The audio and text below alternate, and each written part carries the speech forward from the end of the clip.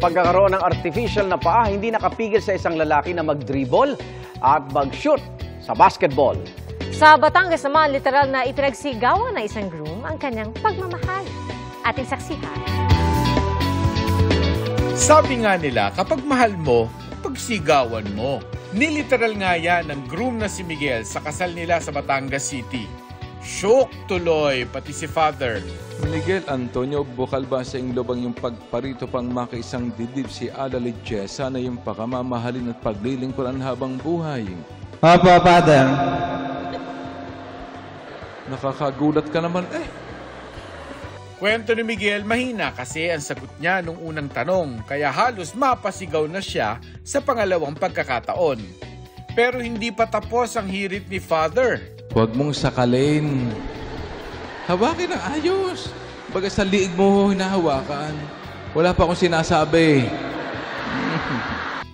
Aliw na aliw naman ang mga bisita. Ako pa naman iyak na dahil nga ako yung bilang ate niya, ako yung naghatid sa kanya sa kasal niya. Pero nung nagmisa na si Father, yun, tawa na kami ng tawa. Kasi si Father nga kwela. Ang newlyweds daw mismo ang pumili kay Father Romy para mag-officiate ng kanilang kasal. Noon pa, siya ay talagang nakakatuwa na nagpapatawa siya sa kanyang mga misa. The Mass itself is a celebration of the people and it is kasama si Jesus at pagkasama si Jesus, di laging maligaya masaya. Inspirasyon naman ang hatid ng isang lalaki sa Santa Rosa, Laguna. Ang 24 anyos na si Marco Ildeso, hardcore pagdating sa basketball. Kahit na artificial na ang kanyang kaliwang paa matapos nitong maputol noong 2005 dahil sa isang aksidente. Tapat po ng bahay po namin yung nangyari yung aksidente.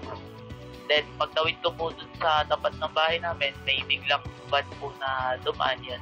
Naging tampulan din daw siya ng tukso, pero gaya sa larong basketball, di raw siya basta-basta magpapatalo.